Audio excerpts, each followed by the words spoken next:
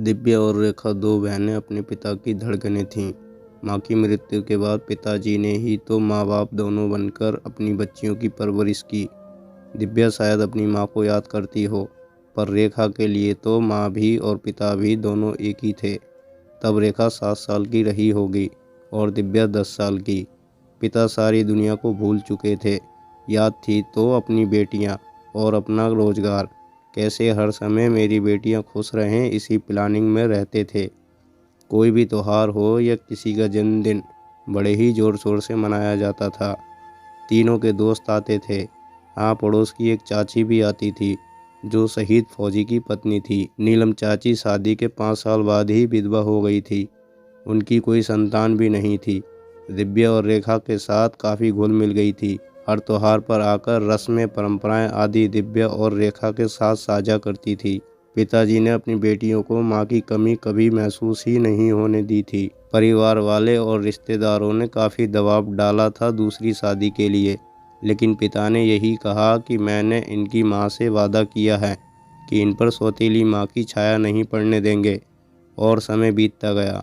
Divya doctor बन गई और रेखा ब्याहता। दोनों बेटियों ने पिता की सहमति से अपने अपने पसंद के साथी का चुनाव करके घर बसा लिया।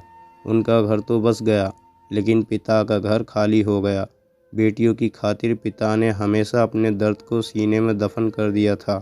रेखा की शादी के अभी 4 महीने ही बीते थे कि एक दिन पिताजी ने दोनों बेटियों से फ़ोन पर बात की। बेटी, मुझे तुम दोनों से कुछ कहना है। हाँ पिताजी, कहिए। तुम्हारी माँ से किया वादा तो मैंने निभा दिया। एक वादा मैंने नीलम से भी किया था, उसे पूरा करना चाहता हूँ। पिताजी, तो क्या आप इस उम्र में शादी करने की सोच रहे हैं? लोग क्या कहेंगे? अपनी नहीं तो हमारी सोचिए। हम लोगों के ससुराल वाले क्या कहेंगे? आपने तो हमें शर्मसार ही कर दिया। कहकर बेटियों ने फ़ोन रख दिया। दोनों बहन एक ही शहर में रहने के कारण अक्सर मिला करती थीं। पिता से बात करने के बाद दोनों बहनों को अपने पिताजी की सोच पर शर्मिंदगी महसूस होने लगी। तो क्या नीलम चाची से पिताजी का अफेयर पहले से था, जिसे हम लोगों को भनक तक नहीं लगी? हमने तो उन्हें एक आदर्श पिता मानकर देवतुल्य बना दिया था। पर देर रात गई, फ़ोन की घंटी घनघना उठी। दिव्या ने फ़ोन उठाया। मैं नीलम बोल रही हूँ। अब बोलने के लिए बाकी क्या रह गया जो इतनी रात गए फ़ोन किया आपने? नहीं नहीं दिव्या, तुम गलत समझ रही हो। तुम्हारे पिताजी को माइनर हार्ट अटैक आया है। तुम लोगों ने तो सिर्फ अपने बारे में सोचा और एक पल में तुमने अपने पिताजी को नायक से खलनायक बना दिया। कई बार मेरे प्रणय निवेदन को उन्होंने ठुकरा दिया क्योंकि तुम दोनों को सौतेली माँ की छाया से दूर रख सकें। उनका कहना था कि जब तक मेरी बेटियां अपना घर नहीं बसा लेती, तब तक यदि तुम इंतज़ार कर सकती हो तो करो। और आज तुम्हारे पिताजी घर में अकेले हैं। आज कुछ हो जाता तो? हिचकियां लेकर नीलम चाची रोने लगी। दिव्या तुरंत रेखा को सूचित कर अस्पताल पहुंची। पिताजी की हालत देख उनकी चीख निकल गई। पिताजी, हमने आपके साथ बहुत गलत व्यवहार किया, हमें माफ़ कर दीजिए। नहीं बेटा, तुम लोगों ने ठीक ही कहा। मैं ही भूल गया था कि भले ही मैं समाज की परवाह ना करूं, पर सबको तो नहीं रोक सकता। मेरी बेटियों पर मेरी वजह से उंगली उठे, ये मैं बर्दाश्त नहीं कर सकता। और तीनों ने खूब आंसू बहाए। और फिर दिव्या रेखा से बोली, रेखा, तुम नीलम चाची को तैयार करके सीधे होटल में आ जाना। मैंने सारी व्यवस्था कर दी है। 3 महीने बाद ही पिता का जन्मदिन आया। बेटियों ने इस बार होटल में जन्मदिन मनाने का फैसला किया। एक बड़े से पार्टी का आयोजन हुआ था।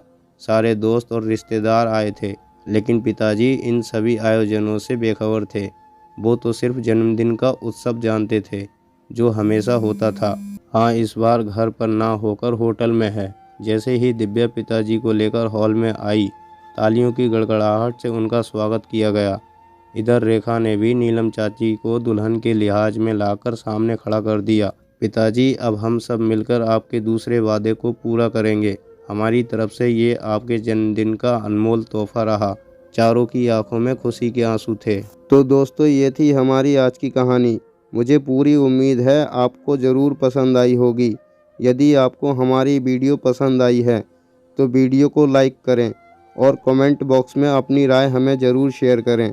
तो दोस्तों, यदि आप हमारे चैनल पर नए आए हैं तो हमारे चैनल लाइफ टाइम स्टोरीज को सब्सक्राइब ज़रूर कीजिएगा और घंटी को दबाकर ऑल पर सेट जरूर कीजिएगा ताकि आने वाली वीडियो का नोटिफिकेशन आपको तुरंत मिले। मिलते हैं और एक नई कहानी के साथ। तब तक के लिए धन्यवाद।